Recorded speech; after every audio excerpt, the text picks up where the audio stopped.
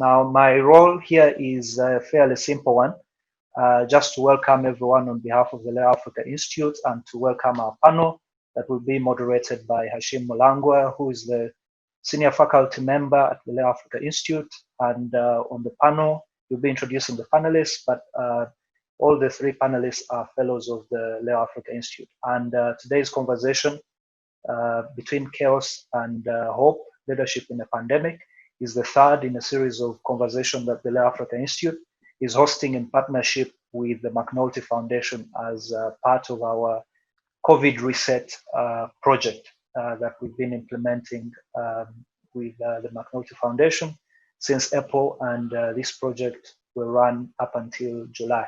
I'll talk a bit more about the project and LéO Africa Institute's involvement. So Hashim, take away. Thank you, Z, and thank you everyone for joining us. Thank you to the amazing panelists. I don't know do we know how many people are joining us, participating in the conversation? Yes, I can see them. We have about 10 now. Others are joining us, and Fiona is Sorry, how many? We have about 10. About 10, yes, I can see that. And Fiona has, has joined us. All right. So thank you, everyone.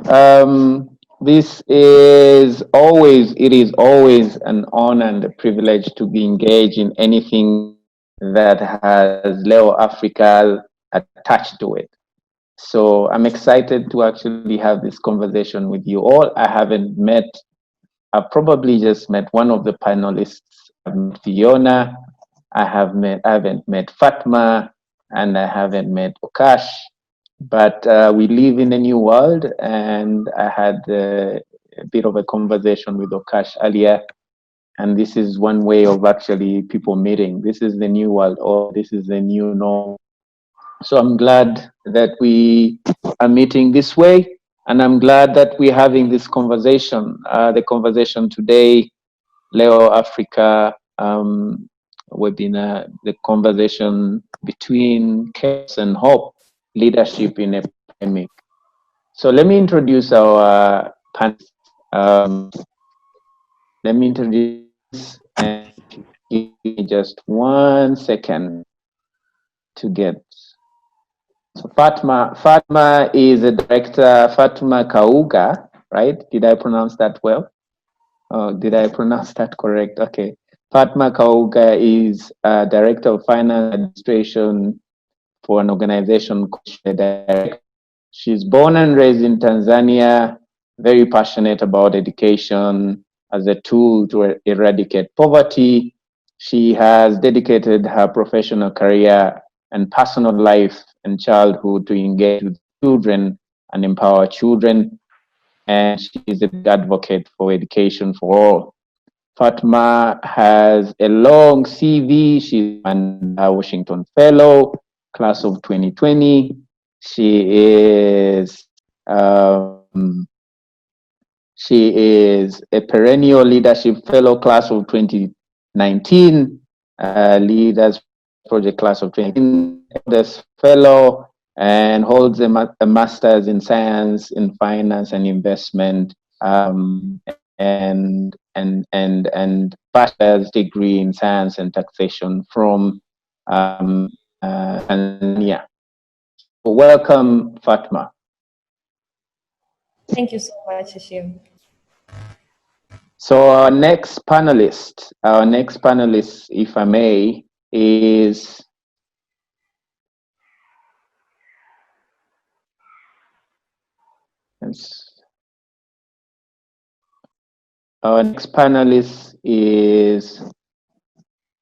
sorry, my internet is acting out, and I think we need to live with these things in these times. But if you give me a minute, Mohamed Okash Sugo. Is that the right way to pronounce it? Yes, very well. Okay, Mohamed is of innovations at IT Institute Okash is a researcher and involvement strategist. He's very passionate about ending poverty, inequalities, and conflicts globally, and strongly feels that serving humanity and to build a peaceful and prosperous planet is important. And he is very engaged in sort of interventions around uplifting poor people. A public policy and involvement junkie. I like that phrase, Okash. At some point in my career, I used to call myself a involvement junkie. I don't know if I'm still one. But the public policy and involvement junkie has a focus on innovation or innovating and shaping public policies to address complex local and global challenges. He's engaged in data science and innovation, and he's an enthusiast in that, and how he can use those tools to influence government and the private sector. Currently,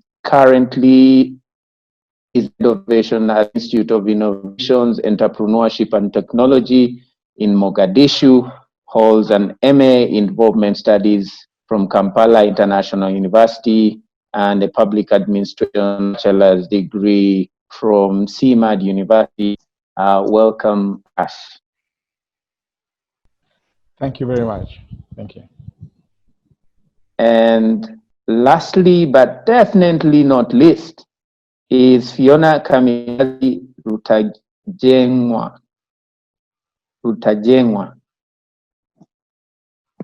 Did I get that right? You tried. Okay, Fiona is a communication specialist with I&M Bank in Rwanda. And she is also digital marketing advisor to various companies in Rwanda. She previously worked in talent advocacy and customer relations, in education, in telecoms and banking sectors. She's a social activist, a part-time blogger and poet, and a political enthusiast. So welcome, Fiona.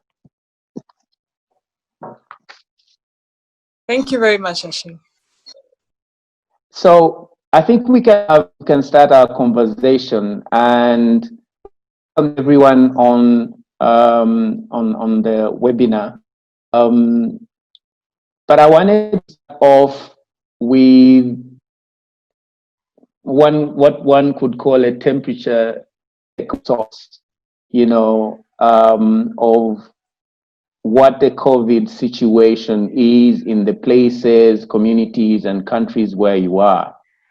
What is COVID doing to the communities that you live in? And what do you see as the effects of COVID-19 to these communities and countries where you come from? I'll start with Fatma.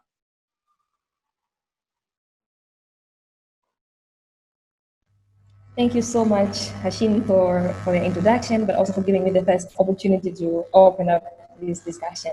I'm so glad to join everyone here. Well, in Tanzania currently, things are starting getting back to normal. Most of the people have resumed back to work. And just last week, the president has announced that we're going to open up the school from primary to secondary school. And 2 weeks ago, we also witnessed that universities were also opened. Maybe just a little bit background for everyone. The way we responded in the country since the coronavirus hit in our country in March, we basically did not have a lockdown opposed to other regions. We had everything going on normal, only that schools and universities, they're the only thing that we had it under the closure, but everything else was going on. And also the government insisted on people to take precautions, so we were much more taking precautions. But that did not limit us to experience other effects that has caused to the coronavirus. We have seen loss of life. People lost their lives during this time. But also there was economic fall down that has been hit, and basically in the employment perspective, we have seen some sectors, especially tourism, that they had to shut down hospitality industries, the hotels. You could tell that also private sectors, they had a shock and experienced the economic effect onto that one. Laborers, people from private sector that were being employed, think of the private schools, they had to trim down teachers. Private industry also as well had to shut down some of the employees. But also we had issues on the import and export in terms of economic perspective. We have seen borders conflict with our neighboring countries, the case of Kenya and Tanzania, and this has really caused most people, the truck drivers, not to be able to carry on their daily economic activities, but also some sort of business shutdown for people who relied on the importation or exportation of their goods to other countries that have responded through the lockdown. Also, other things that has been affected in the industry of arts, sports, and entertainment industry. We have seen that some of the concepts were not being able to implemented. Football matches, soccer, etc., were not being able, and all the industry that needed people or needed the live audience for them to take part, they were not being able to take part, hence at some point they were affected. But also it goes down to behavioral changes. People really experience behavioral changes. We see people we're now wearing masks, we are doing hand washing in every store, in every public facility that you want to go. You have to make sure you either wash your hands, you have sanitizer, you're wearing masks. So it's that behavioral change that has been experienced in our country. And social distancing, this has been done like all over the place. Some do it voluntary, but some has to do it through the imposed law, like you have to experience the social distancing. People experienced the quarantine, stayed in their homes and did not go outside. But also mental health issues because of tension that was brought with this pandemic. People experienced mental health issues. People also feared to go to the hospital. They weren't so sure if they go to the hospital, chances of them not being able to be exposed to the virus, if there's assurance of them to be safe. But also schools and universities being shut down. This has never happened before, having students staying at home for more than 2 months. This has been a very big shock. It's almost 13 million students, 13 million children from pre-primary, primary, and secondary school. They were out of school during this time. So basically, that's what we have experienced in Tanzania currently based on the coronavirus. Interesting. That's interesting. Okash, what is happening where you are, or where you're best, and the places that you're interested in?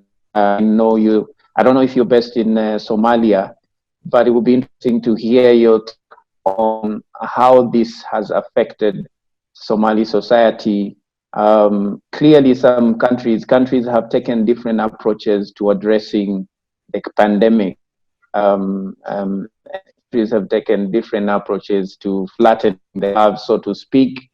Tanzania did not lock down. Somalia locked down. What are the implications that you're seeing as a result of that? Thank you, Hashim. Thanks indeed. And I'm very happy to be part of this conversation. I thank Kwesi and LéO Africa Institute leadership team for bringing us all together here. The COVID-19 has resulted in a huge crisis in Somalia. By the way, I'm live from Mogadishu.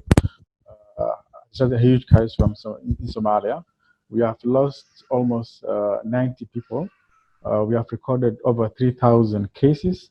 Also, nearly 1,000 cases were recovered. But in Somalia was counted one of the least prepared countries to face such a threat because of weak infrastructure in terms of the health infrastructure. We were not much ready for COVID-19. But we managed successfully. When you take a look at the cases and the statistics we have recorded, it seems that Somalia did a very well job. And this is the reason, and this is due to the leadership of the country. As I've mentioned this in my article, inclusive and transparent leadership has been very essential to deal with COVID-19. We have locked down the country late March, which was very early than so many other countries in the continent. Schools were closed, the airport was closed, domestic and international flights were suspended. Any kind of social gathering, which is sports or wedding or political gathering, whatever gatherings were banned, and night curfews were observed as well. Personally, I've been in my office for nearly 3 months, so you can imagine that is the new normal we are experiencing. We have been conducting business through digital means. We have been teaching, strengths and engaging partners through via online. So that was a new things. And some of us being at home, and I mean, so that was a new thing. For example, I've been at my home for almost more than 2 months, which has never happened in my life. So that is a new thing. It's really very hard to adopt such difficult time.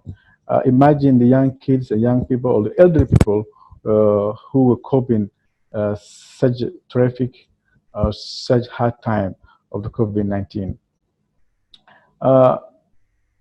Basically, what was happening in Somalia was similar cases to so many other countries, like Uganda. We have followed the path of Uganda. Uganda was in lockdown, and we were similar in lockdown. But the good thing is now everything is now coming back to normal.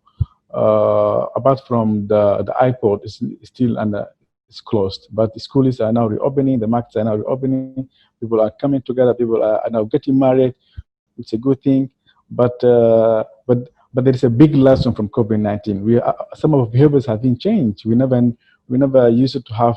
Most of us, we never used to have, some hand sanitizers in our bags, but now everyone seems to have hand sanitizer, cleansing wipes in their bags. Some of them, they have a facial mask. Others have a gloves. So that is a really good thing, and that shows that we can be ready and for the next future health pandemic. Thank you, Okash. And to follow on what both Fatma and Okash have been saying, the COVID-19 has impacted communities where they are in so different ways.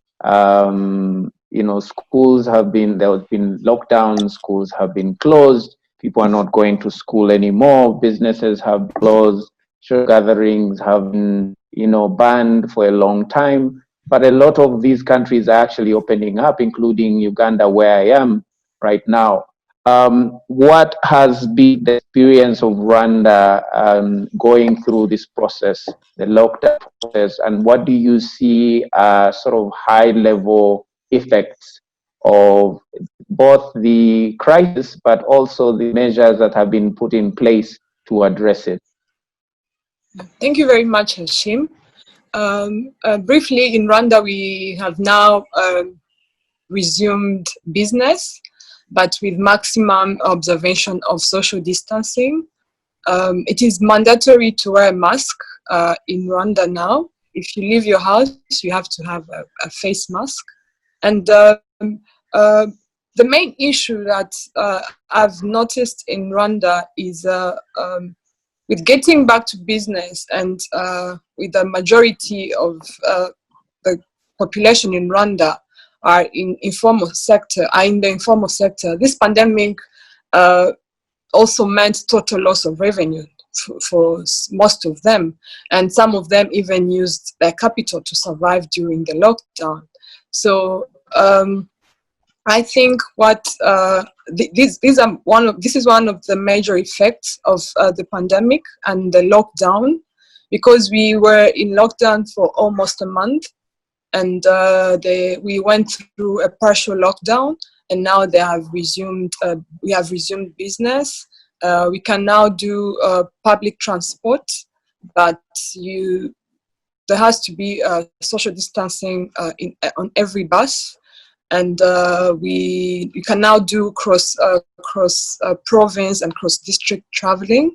except for 2 districts, which are border districts. We have seen an increase of cases in the country in the past 2 weeks, but mostly because of cases on border cities. So one of them is Fatma's neighbor, Rusumo border. We recorded very many cases in Rusumo, and now we have locked the Rusizi district as well because of cases and people entering from Congo. So weddings have resumed, but with only 30 guests. I hope they keep this this rule. And also burials, only 30 people can attend. Students are learning on TV and radio, and but they will resume in September. Churches are still closed, and basically that's the situation in Rwanda now. Thank you. That's interesting. That's interesting. I think one of the things that keeps coming up in the conversation about COVID is different countries, again, different countries have taken sort of like different approaches to address the pandemic in some way. There was a big focus on saving lives on issues of the lockdown and, you know, implementing mechanisms and ways around social distancing and testing and contract tracing. So that focus in Uganda has continued. But very quickly, at least for Uganda, Kenya, and Rwanda, I think that focus has continued, but there's a shift in addressing some of the livelihood questions. Tanzania actually addressed the livelihood imperative from the beginning, Fatma. Do you see that, you know, the where you are now in the communities where you are in Tanzania, do you see that has actually helped people in Tanzania? We talk about, you know, businesses struggling. Do you see that businesses are faring better based on the fact that the country was open in some way? Or do you think that things could have been done different? Well, in honest opinion, I feel like I even commented on this one. I believe there's no one size fits solution for all the challenges that we have. And it could have been worse probably if we did not take the approach that we have taken, considering the lifestyle that we are having, considering the level of economy that we are having in the country, considering the way that we were prepared to handle the situation. So not to lock down the country, but emphasizing on how we should be more careful, taking more precautions, insisting on how we should protect ourselves, but also how we can improve our immunity level by making sure we're exercising, how we can look at all tools that we can use to make sure that we stay healthy, but also still working, or rather saying, emphasizing on how we can be able to live with the virus and still carry on other activities. Reflecting on it now, I think it was a better move. I've been worse than that. And I'm not trying to downplay the virus or anything, but I'm trying to emphasize on the point that we are living in diversified levels of economies. A lot of people in our countries are having a hand-to-mouth kind of economy. Now, if they were told to be locked down, I think they could have died before even the virus got them, you know? So if the government took the measures and, you know, emphasized on how we can protect ourselves and yet carry on our activities, I'm just glad that at least it helped in our ways. Maybe it could have been worse than that had it not been that way. But to respond further, I don't think other things remain the same. As I said, we have been affected to other kind of ways, especially in those areas that we had the lockdown. I'm working on an organization that we are providing digital education for children in the country. And we came into existence because we realized there's some gap in the education sector. We realized that people who are going to school, but still they have resources like mobile phones or computers that they can use to learn. And now once this happened, all of the students were not allowed to go to school. They had to stay at home. And at this point, I felt like I was so hit in a way that I understand that people who need us most at this particular time, but still we weren't able to solve their challenges at that point. Even if they are at home, not all of them they had access to computers. Not all of them had access to mobile phones. Not all of them had access to radios or TV so that they can be able to learn. So they thought that there's some population of children not being able to access education because of this pandemic. For me, it really disturbs me, and it has given me another enlightenment to think on how we can use our solution, our technology to be able to fit in those kind of situations. How can we be able to respond further and reach even that person that cannot be able to access maybe tools that are already existing to be able to learn anywhere, anytime in such kind of situation that we are having Yeah. in the near future. Yeah. And Okash, and I think you make a really good point, Fatma, in terms of, the challenges that have come to the fore. Some of these problems we have always had in some ways, and we have, invested resources as countries and communities to address, education. Now every other school is trying to find a way of actually creating some sort of online learning facility. Not every other school, but mostly in urban centers. But there is a challenge, of course, of doing the same thing to the larger part of the population in rural areas. Uganda has taken the approach of, saying, look, we could actually communicate, use radios to create content that actually can be communicated to kids in rural areas that, and they can they can keep their schooling going. Okash, you mentioned your opinion piece that you see this as an opportunity to shape the way we think about these problems going forward. And one of the ways is really to leverage, information technology, to leverage artificial intelligence in how we address problems, for example, in, this education problem. Do you see that as an opportunity for COVID? The way we think about these problems, and in what particular ways? Thank you. COVID-19 actually has accelerated the adoption and the need for fourth industrial revolution technologies. For instance, the conversations of the future of education, future of work has been going on for the past, but now it seems that now we're already experiencing some sort of future of education, future of work. I've been working from my home for nearly 2 months, so which means we are adopting new ways of technologies, new ways of doing things. Yes, so some countries like Rwanda had adopted robots to administer the COVID-19 patients, which was a real forward step when it comes to the adoption of technologies or AI in managing the crisis. If you take a look, so many countries in developed world, South Korea or Japan, they have been using AI-empowered technologies to deal with COVID-19. In Africa, or most of our countries, for instance, Rwanda, Somalia, or Tanzania, we have similar development predicaments. We have a huge digital divide. We have a investment gap when it comes to digital infrastructure. So I think as a countries from Africa or sub-Saharan countries, we have to take this one as an opportunity to invest our digital infrastructure. For instance, I work for Innovation Hub. We have shifted our business through digital means.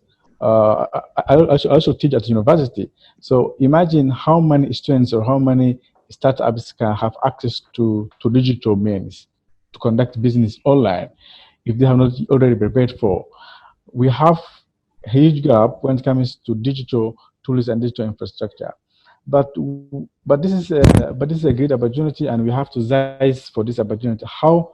By building the infrastructure gap, by filling the infrastructure gaps, also by building policy frameworks that empower people and businesses and other sectors to adopt these technologies. Some governments can also take this as example or as opportunity to empower technology in their countries by giving tax levies, for example, or tax holidays or tax allowances to these startups who are doing an amazing job when it comes to COVID-19 interventions. For instance, I've been working with so many other development partners to hold a number of hackathons to innovate in new technologies, new softwares or tools to deal with COVID-19. So which is a very good forward step. But this intervention is coming from a donor perspective, not a local perspective. Yeah. So we government from Africans, we need to own our innovations, to invest, to invest science and technology, and that is way forward.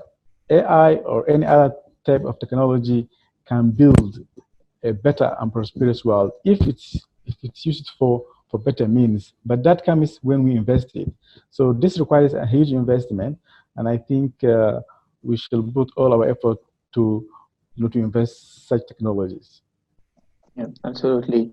Fiona, you mentioned, I want to come back to you about this idea, this point you made about informality of our economy and how difficult, and I think the other panelists have also said something about this. Most of our people work in the informal sector, basically by the day, get paid for what you've done for a day.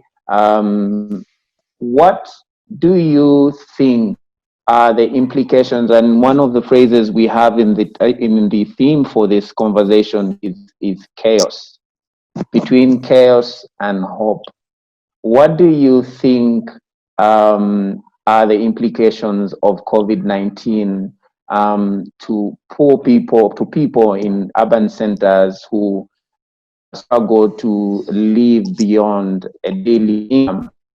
So let me share something that I've seen that, Kwesi, maybe you can actually, you disabled any sharing, but I wanted to share a graph that I've seen that shows that, most people in urban centers, there's recent research that, FSD has done in Uganda, and shows that for most people in urban centers, and even in rural centers, but in the urban center, they don't have means of beyond 5 days of COVID lockdown. 5 days, like initially the graph is like this. People can actually survive a day. This is percentage, and this is number of days. As soon as you move 2-3 days, the graph just goes whoop. It goes this way because no one can survive 5 days of the lockdown. And what does that mean? What does that mean for us, for you as leaders, as young leaders in the communities where you are? What does that mean for creating, for the kind of world that you and your contemporaries actually live in? Thank you very much, Hashim. That's a great question.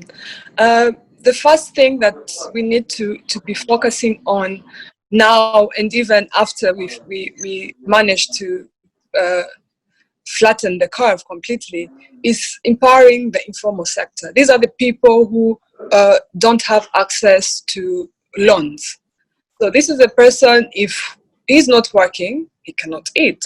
So in one of the things that I liked about Rwanda, what we did during the lockdown, is communities came together. We have small communities of 10 households, and those 10 households have someone I'd call like a leader of something that we call Isibo in our country. So we'd put together money to help the vulnerable person in our community to buy them some food and other supplies.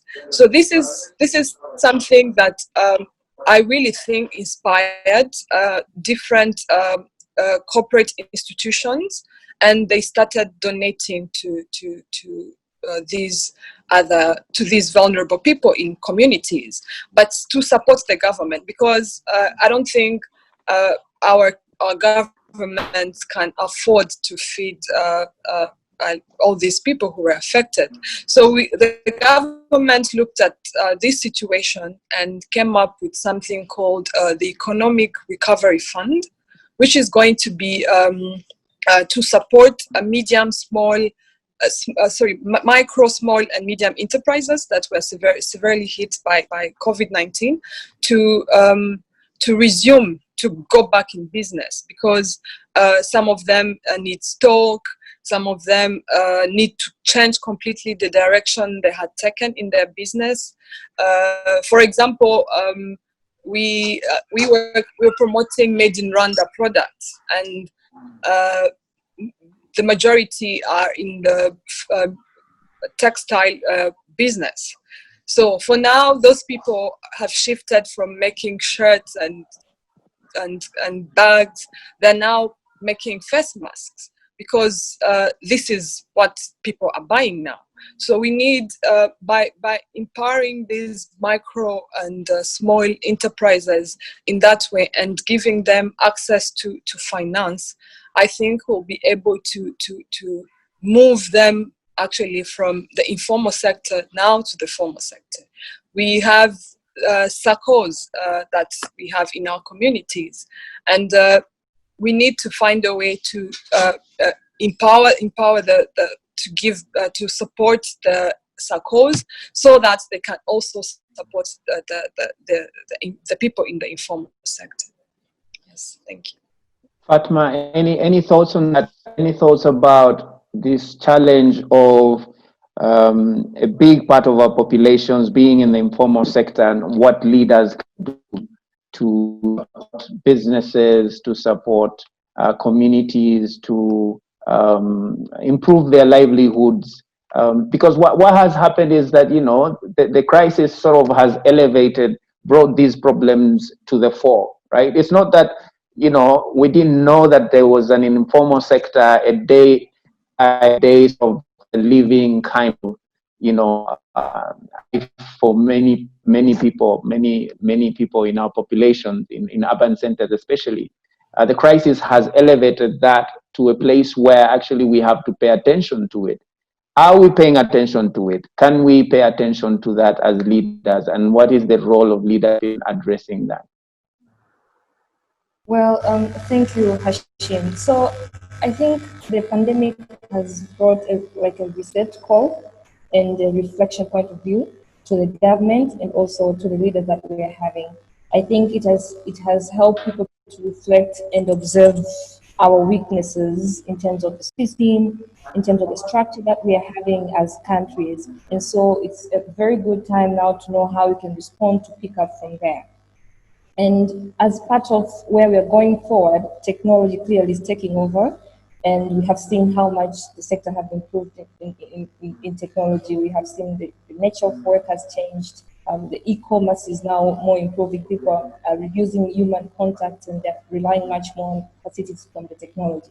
So what should the government do to make sure it is helping the community, or it is helping this growth to take over? I think it is very important for leaders in the country to create a good policies that will enable these innovations in the space of technology to be able to take place. I'm also thinking if the government can create the infrastructures that will be ready to adapt the space of the technologies. I'm thinking on the network systems, the electricities, so that people can be able to move on with that innovation.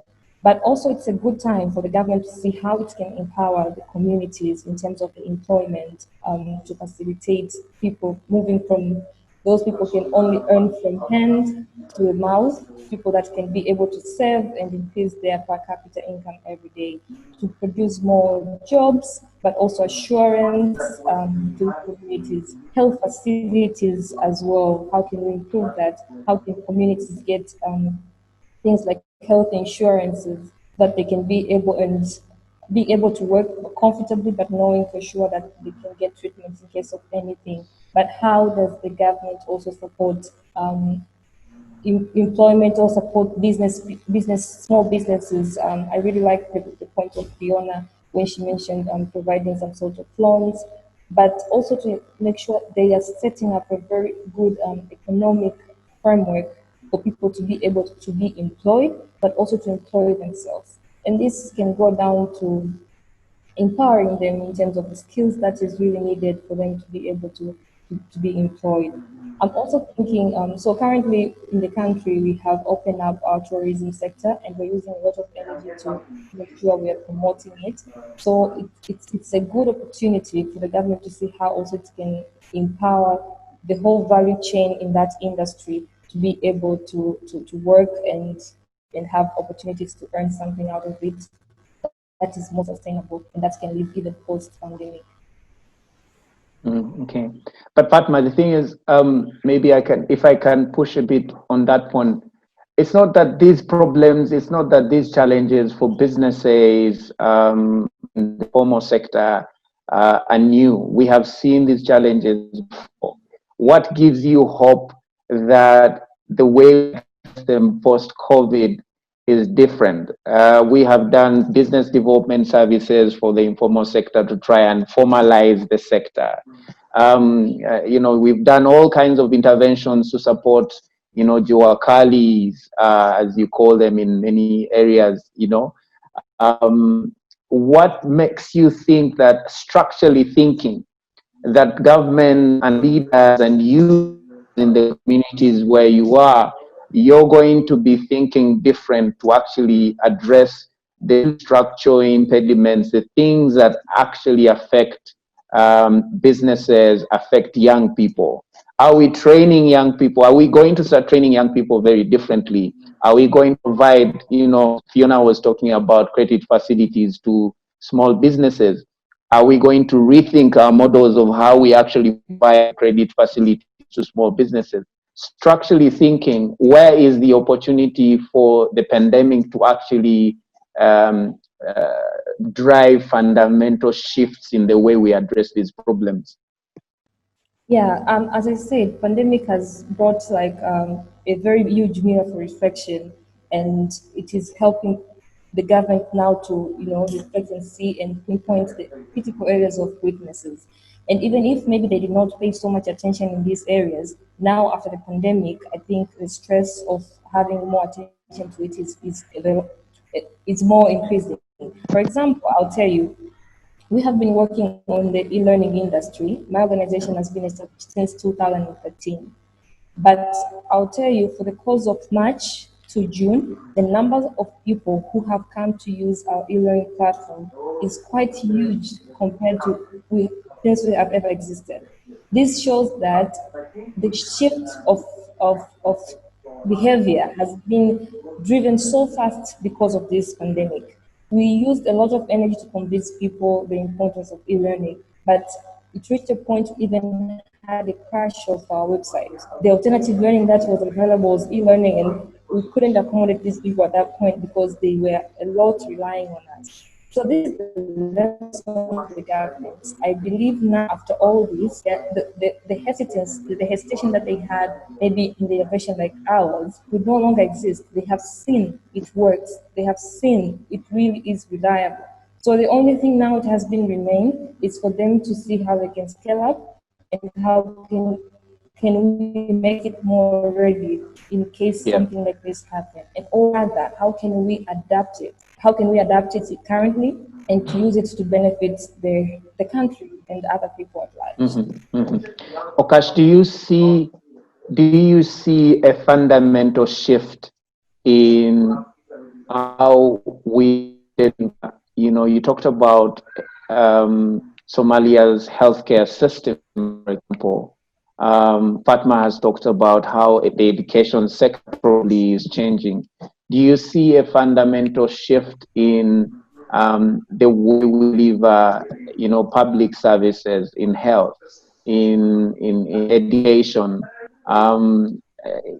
If the case of Somalia, do you see that this will impact the way people and leaders think about these solving these problems? Yeah, thank you, Hashim. actually the COVID-19 was not only a crisis towards our biological system, but it has also affected our social structure, our economies, our way of doing things, our way of life. So meaning that it has disrupted everything, as you mentioned, in health sector or education or business elsewhere.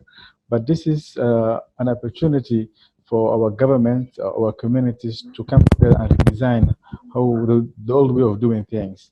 Meaning that now in health sector we need to invest much more in advanced technology with the health, adopting advanced technologies with the health system and making more affordable and inclusive services for everyone. The similar case to education. For instance, some universities, some schools went online. Students were watching. We used to watch TVs for entertainment, but now TVs we have been watching to attend classes. But how many kids were able, to watch TVs? That's the question. A few number of them. How many people have access to electricity? A few number of them. Meaning that a few number of people are still in the second, fourth, in the second industrial revolution. So few people have access to internet. So this is really an opportunity that the government can seize in way of to invest for the future. If no one has to leave behind, we need to invest infrastructure in terms of internet, technology, and energy, so that we can solve the current and future crisis. When we're talking, when we talk about the health, I think sometimes it needs more than technologies, but it also needs a resource, a human capital resource, whereby we need to train more. For example, in Somalia, I think approximately one doctor will approximately treat nearly 200,000 people. Just one doctor is equivalent to 200,000 people. That is really, there's a big gap in that sector. We need to train more people, more health workers. We need to deploy more essential health workers to our health centers, not only in the urban but also in the rural areas. So this really needs a very big intervention, and I'm not sure if only public sector will be enough. Meaning that we also need to engage the private sector, to engage the civil society, to engage other sectors. Meaning that we have to address such problems into more multi-stakeholder approach, applying or employing multi-stakeholder framework, because only the public sector will not be enough to deal with such problem. Yeah.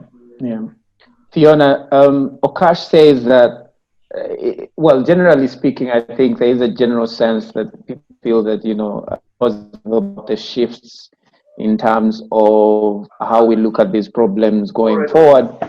In your piece, Kwesi, I think you need to mute your mic. In your piece, you talk about disruptions and the unpredictability that has happened as a result of COVID and the need for us to adapt.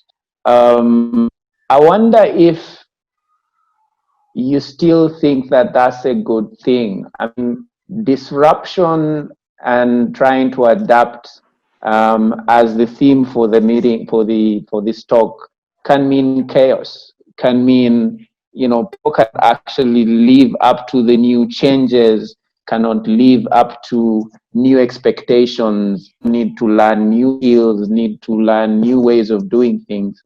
How some countries or communities more prepared than others? And in this case, is probably Rwanda in a better place than some other countries? I provide some examples of how the digital economy in Rwanda and some certain interventions have actually prepared Rwanda to be better prepared to adapt in that way. Could you share some of that, your experiences on that? Yeah, thank you very much, Hashim. Definitely, what's happening right now is, as Okash mentioned, we need to focus on infrastructure, yes, but we also need to focus on the people, what they need. If we want to if we want to adopt online teaching, are the people ready for it? We talked about the digital divide. that we have in our countries.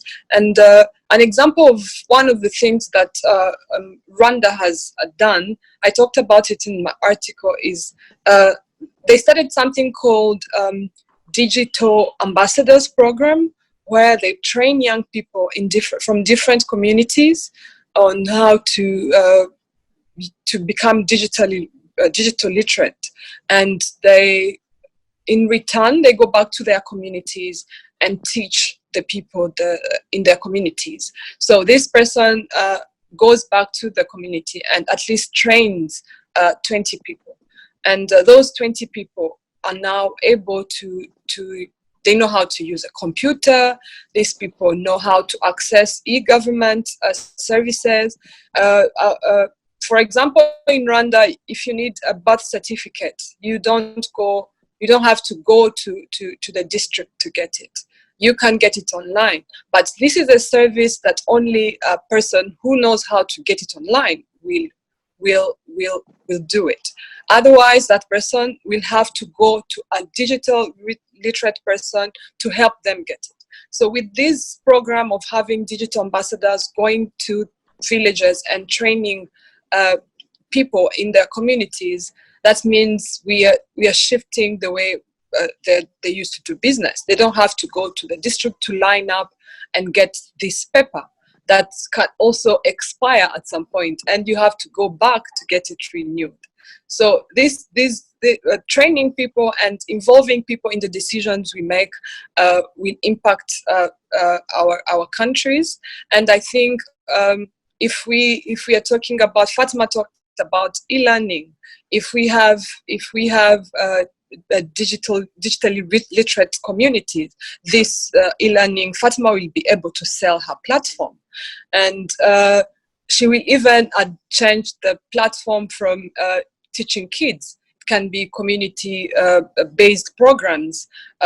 Instead of having a megaphone running in the neighborhood saying, wash your hands, practice social distancing, loud microphones. These are things that can be done on a smartphone.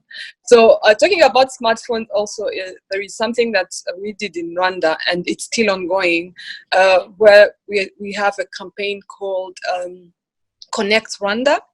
This Connect Rwanda challenge is a smartphone donation campaign, where you pledge to buy a phone. If you have the means, you pledge to buy a phone to someone in your community that doesn't have.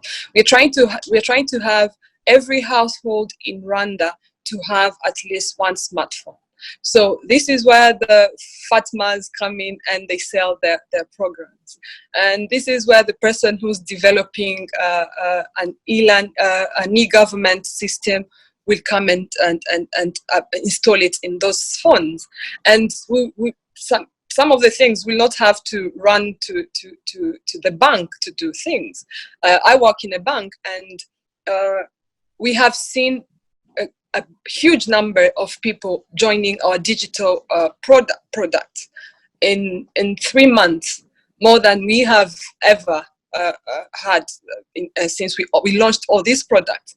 So this COVID-19 has changed very many things. These are people who used to think that they have to be at the bank to get money, but they were forced not to leave their houses, but they still need to talk to their bank. So these are we are thinking about the chaos that came with COVID, but there are also other things that it has taught us. Now we have very many people who didn't think that they can do it, but they're using the services now. So I think those are some of the things that we can learn from this pandemic. Absolutely. I think it's interesting that most of the conversation really is the outlook is positive, and I like that. I like that, people are seeing opportunities in the way the crisis is shaping how we work, how we live, and how we address problems that have actually been there for a while. But Okash, you said something in your article about reshaping the social contract And that really sort of like came out to me in the sense that you're basically making an argument that apart from the fact that this crisis is really destabilizing, creating a threat on health in our lives, is going to shape, it's probably going to shape how we live together, we live as a community, we govern ourselves, and this social contract between, you know, leadership and the common person. Share some thoughts around that and where you see the threats. Are we not paying attention to some of the potential chaos that might arise as a result of this pandemic? Thanks, Hashim. If you take a look at the history, in 1918, when the World War I has ended, the world came together and formed International League of Nations. 70 years ago, when the Second World War ended, the world came together and formed the United Nations. If you take a look, the world energy crisis, the world came together and formed the G7, G20. 60 years ago, when Africa was liberated, Africa came together and formed the organization, the AU, which is now AU. Now, imagine when now we have a threat which was more riskier than the earlier ones, because this one has affected everyone. It doesn't discriminate. This one has come to Somalia, has been in Rwanda, has been in Tanzania, and has been in the US. But the World War I was not similar. You know, the bullet of the World War I was fought in Paris or Germany was not coming in Mogadishu, but now the virus has come in Mogadishu. So this is more dangerous than the earlier threats, meaning that we need to come together and form a new form of order. The old one has been shaped and has not been worked properly. For just one simple example, the World Health Organization has been doubted, its credibility. So many countries have been doubted, and so many times has been faced. Why? Because of there's a crisis in how we govern our international system. The multilateralism international system has been attacked in several ways. Maybe because of the rise of populist leaders or the rise of populism in some other countries in the world. So this is an opportunity that the world should come together and form a new global blueprint to govern, meaning that the responsibility will marginally heavy on the government, but the government should also bring the table to other leaders from different sectors, the business community or the faith-based organizations, and more importantly, the young leaders, because the world now has more young people than ever before, meaning that if they are not part of the global discussion, it's meaning that we are deceiving them, because whatever decision now we make will affect the current generation and generation to come, meaning that we need to have intergenerational dialogue on things that matter. If you fail to solve now this crisis in the form of addressing the social contract, the economy already collapsed, and to recover the economy will take much more longer. The inequalities, whether it is gender or income inequalities, has been widening, and future pandemics will be very hard, to face. For example, now we have a very uncertain environmental challenge when it comes to climate change. Climate change may be the next biggest threat facing humanity, and if we don't pay attention to that one, it will be very dangerous. I think I've also mentioned this in my article. As humans, we need to give back more to the nature than we take, meaning that we need to preserve our environment, because coronavirus has not come from the air pollution. It's from animals. It's from the environment, how we deal, the relation we have with the nature. So that is one thing has resulted the COVID-19. And if you take a look, the previous health crisis, the Ebola, the SARS, the Zika, the similar case, it came from animal. So what went wrong? I think we need to study that one and go back and believe in science. We need leaders and citizens who believe in science, who doesn't believe in in fake news, who doesn't believe in some other sort of things. So I do believe we need, as a global community, to come together and seize this opportunity by forming a new social contract. And that can only happen by bringing all the stakeholders at the table and including the young people. Absolutely. Fat, I'll share something, and maybe as a transition to the second part of our conversation about the role of leadership means. This is the graph that I was talking about earlier, and this is research that has been recently done by an organization called the Financial Sector Deepening Program. So, if if we see opportunities to lead and to help people address challenges of livelihood, most of most of the people in Uganda here, this basically says this is the risk that Ugandans have to sustain their lifestyle over the lockdown period. On the bottom have the numbers, and this is the percentage of Ugandans that can sustain their lives during the pandemic or not. So as you can see here, most people live on a daily income, and as soon as it gets to 5 days, it comes to about 25, only 25% of people actually can sustain their livelihood. And the graph basically just goes down.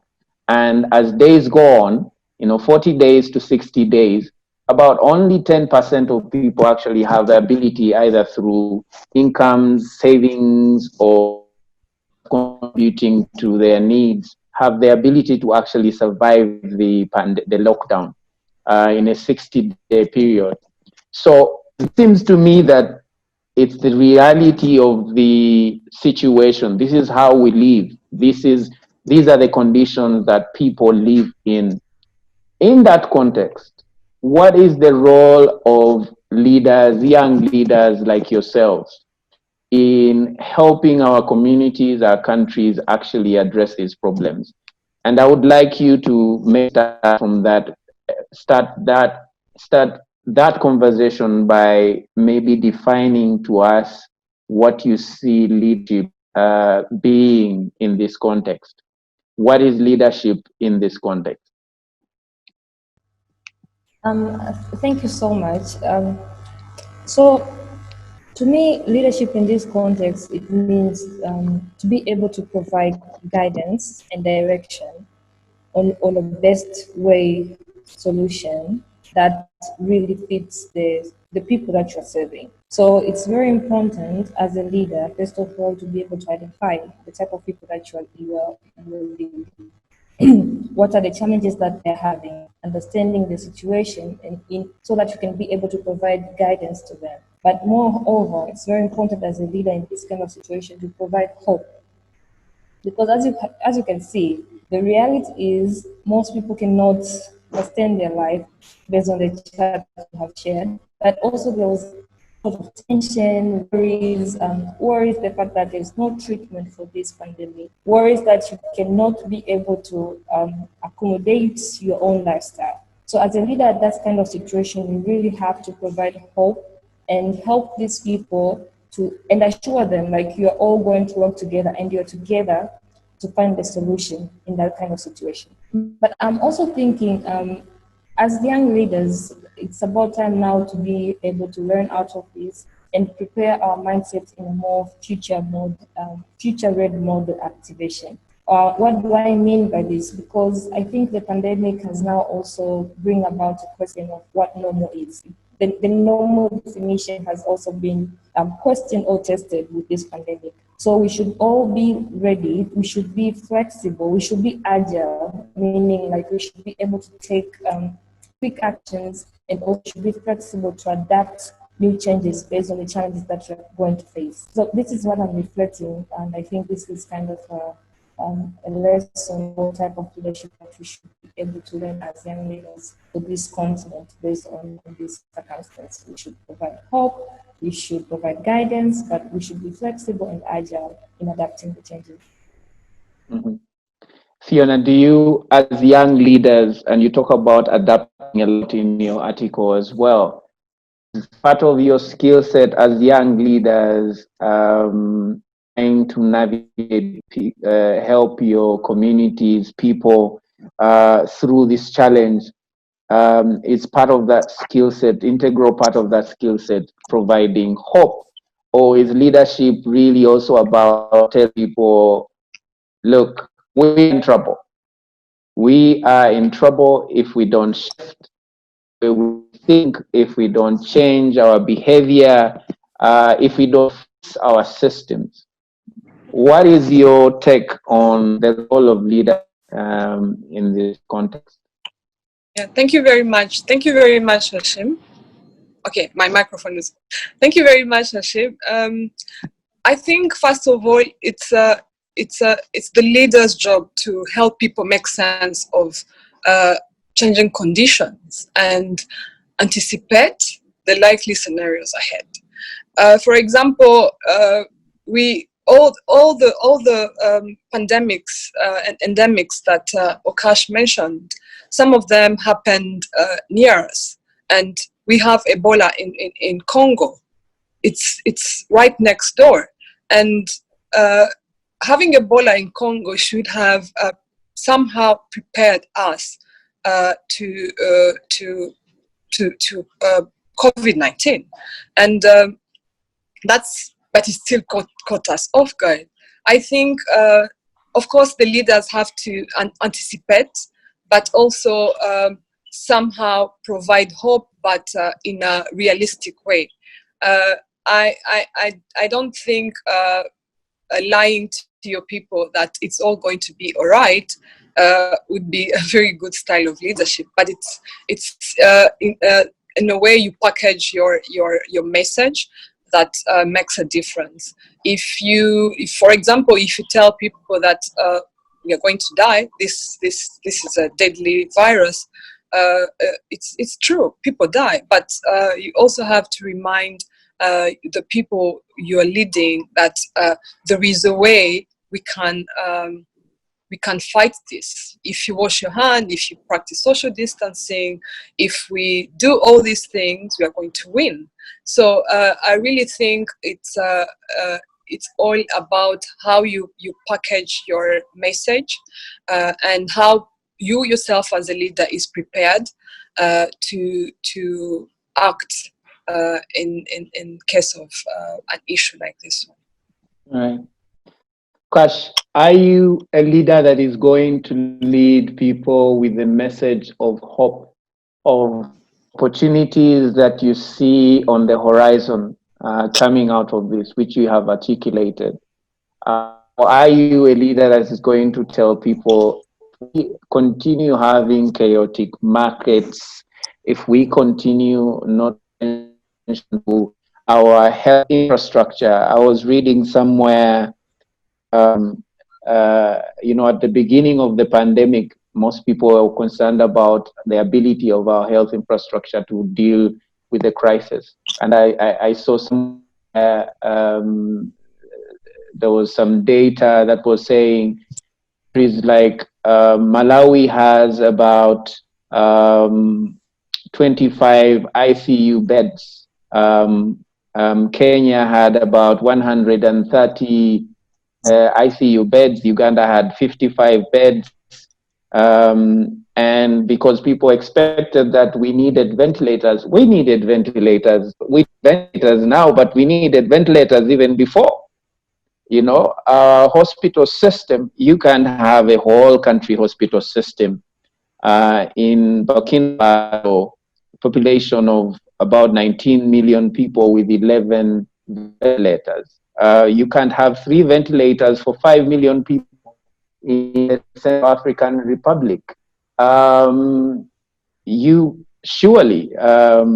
These are realities of the chaotic, difficult sort of scenario that we found ourselves in before the crisis. Maybe the crisis can help us address these problems. But do you lead by reading a list of those things that you say are not going right and saying we need to fix them based on, us making investments, using this opportunity to make these investments? Or do you lead by saying, look, our system Many schools now are going digital. We can actually change that, make see opportunity. Fiona talked about the opportunity around the financial sector, and people actually realize there's a digital economy out there. We need to actually partake in these services in a different arena. Indeed, you don't have to spend 2 hours going to a bank. And what kind are you? Thank you, Hashim. I think as a young and emerging leaders, we have no any alternative than creating hope for people. So this can be either two ways. Whether we awaken our people, our leaders, and inform them through policy, public policy means, or either we are the one who will do the change making in our hands. We have to lose our significance and go to the field and innovate new technologies and new stuff to deal with such problems. What I mean this is now coming to this panel and addressing such complex issues is a way we also creating hope. But going back to my work again and engaging with a number of young people and innovating them with them technologies to deal with COVID-19 or some other related pandemic is another way of leading society. You know, to deal a problem, to deal a challenge and create a better new reality.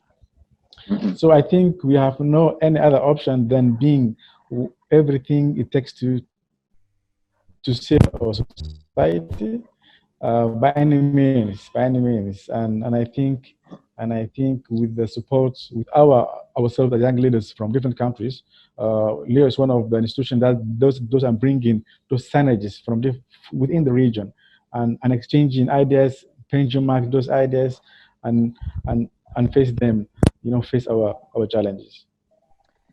Interesting, really interesting. Leadership as a way to actually shape a new reality. Okash, that's an interesting perspective.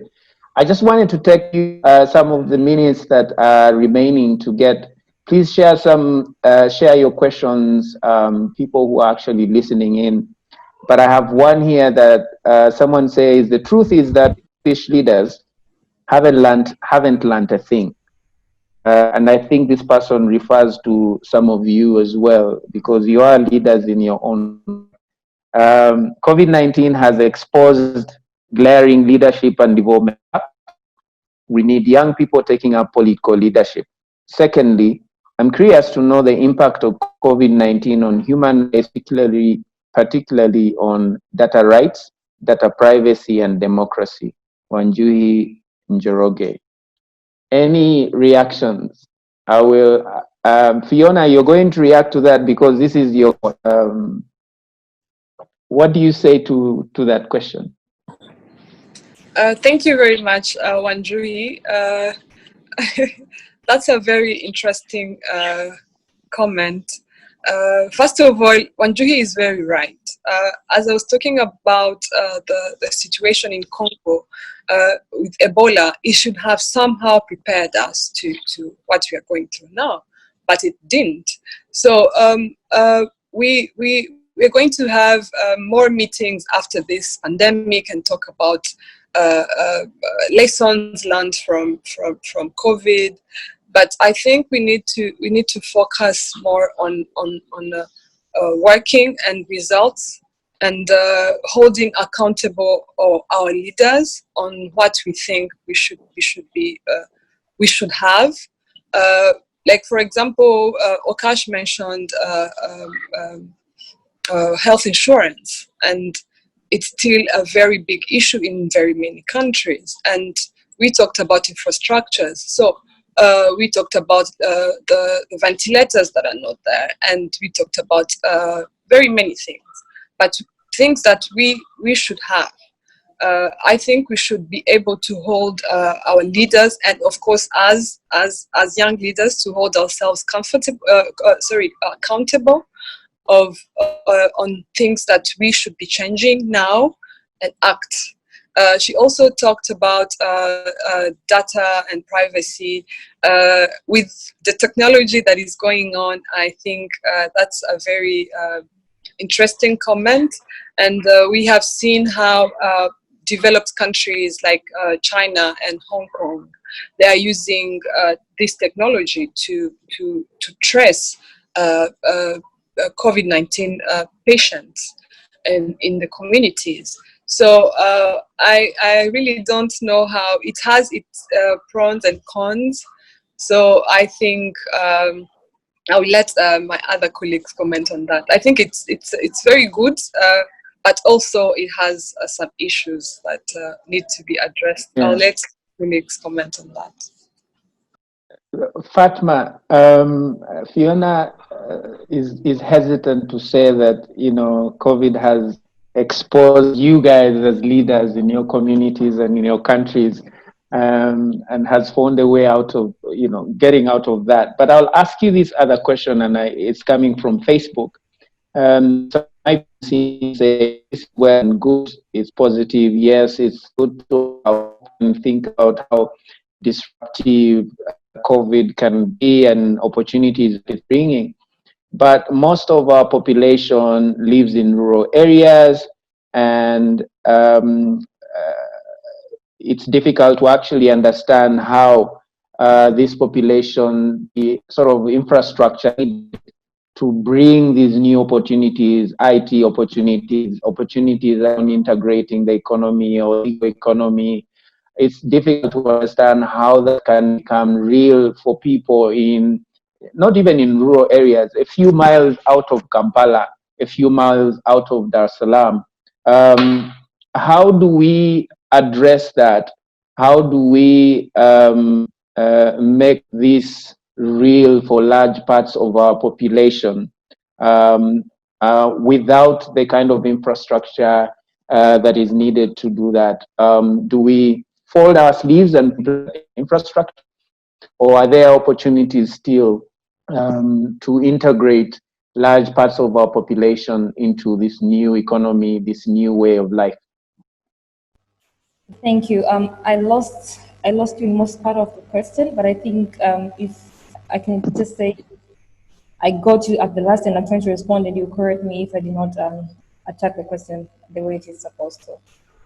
So, first of all, when I say I think the opportunity that the role that the leaders are supposed to play after this coronavirus, I emphasize on infrastructure, creating the infrastructure, and the infrastructure that will be future ready, meaning that you need to have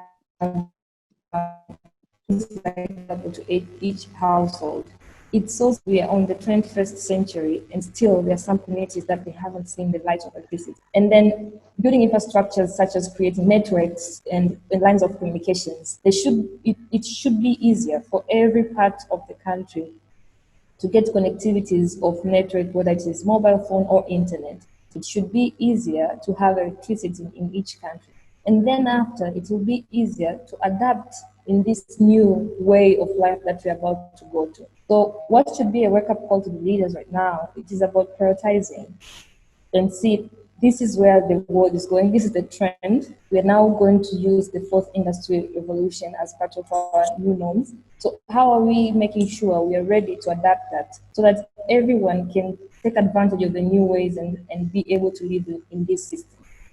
But also to add up on that one, I really wanted to respond to, I think is Wanjiru, the one Fiona was responding.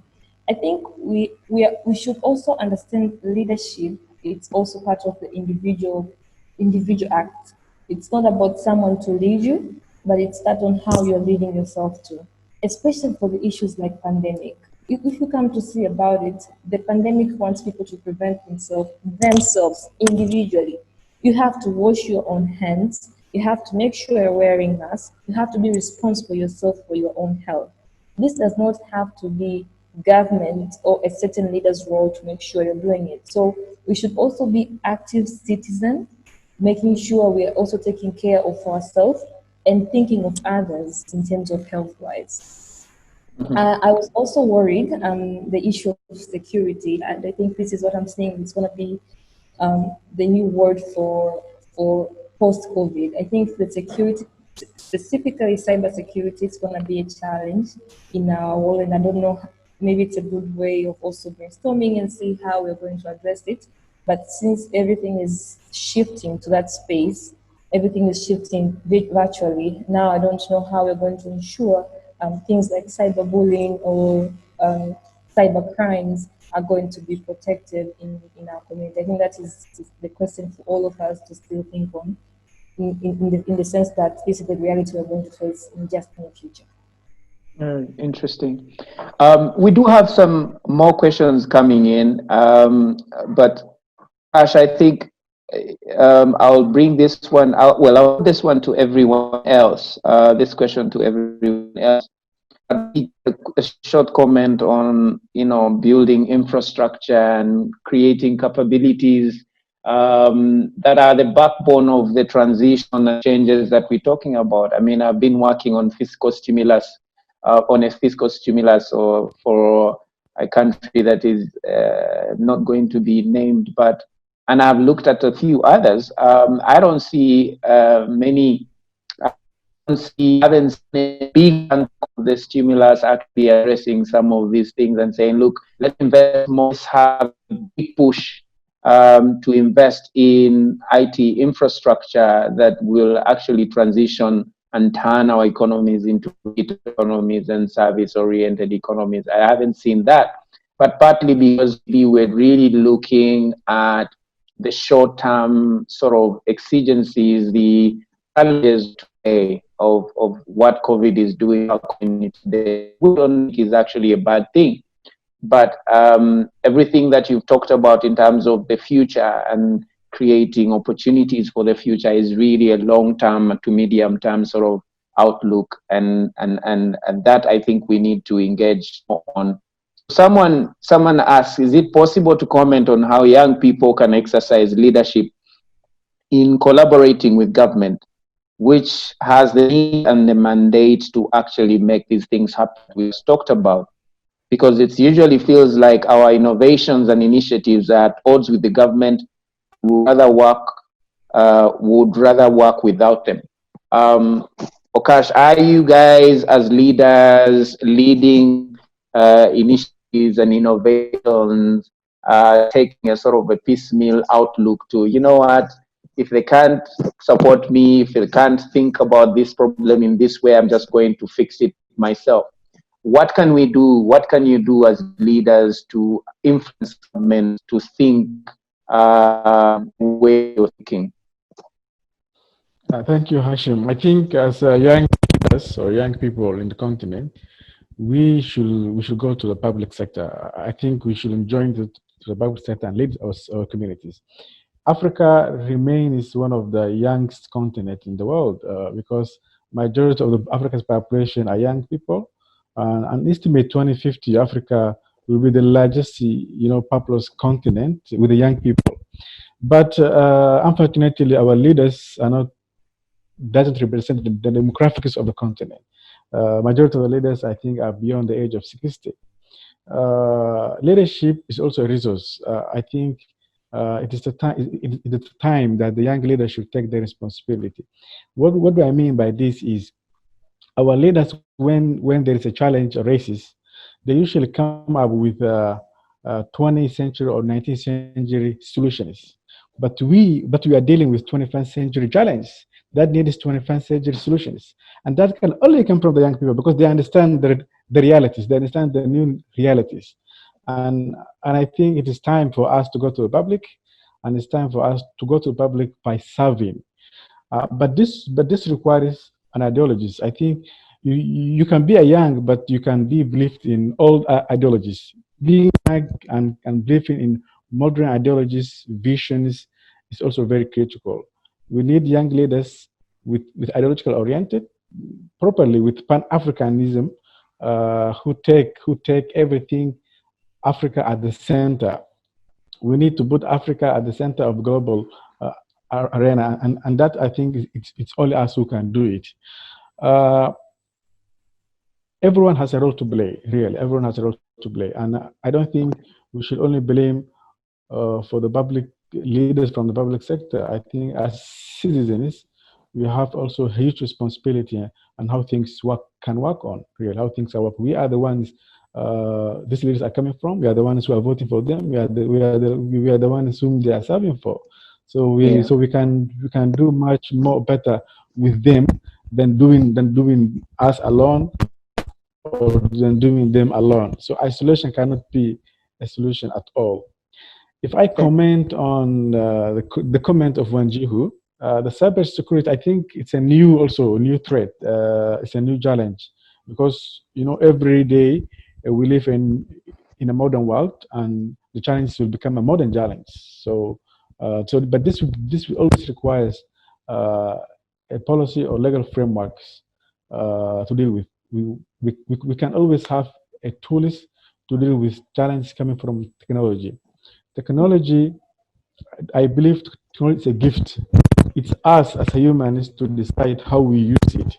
So we can use to build a better Africa with technology, or we can use a more backward continent with the technology itself. So I think we should be ready for that one, including as citizens and leaders, as young leaders and leaders from the public sector and leaders from every sector. Yeah. I think we have about 3 minutes to end the conversation, and I want to give each of you, a few seconds to say your last words. And the thing that I take from what Okash is saying, it's time for you guys to bring 21st century, not even 21st century, bring the 2020 going on forward solutions that you see enough with analog solutions to problems that are very different today.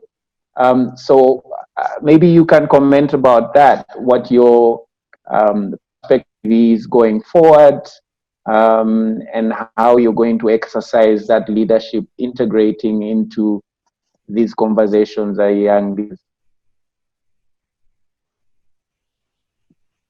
Fatma. Thank you.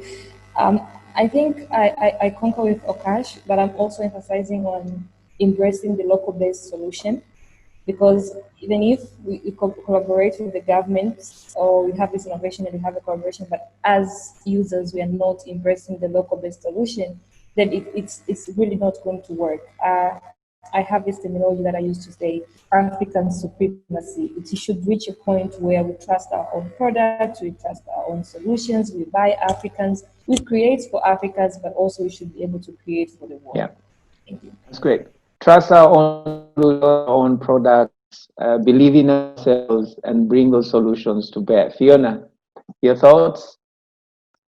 Thank you very much. I will first of all comment on Rukwenje's comment. I'll give an example of something that we have in Rwanda. We have something called the Research and Innovation Fund, and that's a fund that supports ideas like boundless, and I think that's something that can help. That can work as a collaboration type of thing for government and creators and innovators like him. Yeah. And I also agree 100% with Okash, and I take on this challenge to bring 2050 ideas, because if we don't anticipate where the world is going, then we're going to be we will have failed as leaders. So thank you very much. I think that's it. Okash, your last thoughts? Thank you, Hashim. I think if we don't outthink, outsmart, and outdo, it will be more likely to leave behind. So therefore, to avoid that one, I think we should be able to anticipate the future and deal with the current challenges in a way we can deal with the future threats. So everyone has a role to play. Let's all have our role and make sure that we contribute a safer world. Well, Thank you very much. Thank you all for being part of really this interesting conversation. What I take from this is that this is your crisis to exploit as young leaders. This is your moment. Every generation has that critical juncture moment that finds how they shape the world they live in and how they move forward. So this is one of those, this is your generation's opportunity to change fundamentally the way we live and how we deal with the different problems that we deal with. If you have to wrestle it from the life of me and you do it. It's your world to live in and to shape. So thank you for being part of this really interesting conversation and sharing your thoughts. I am more to be a leader that is exercising leadership in the pandemic with hope, with opportunity. You have placed me to a certain level, but I'm also very cognizant of the changes around, as Okash said, the social contract, the chaos that might arise if we don't rise up to the occasion. So Kwesi, I leave this to you to close this session and give any remarks. But thank you guys for the opportunity to engage. Thank you very much, Thank you. Hashim. Thank you. Kwesi,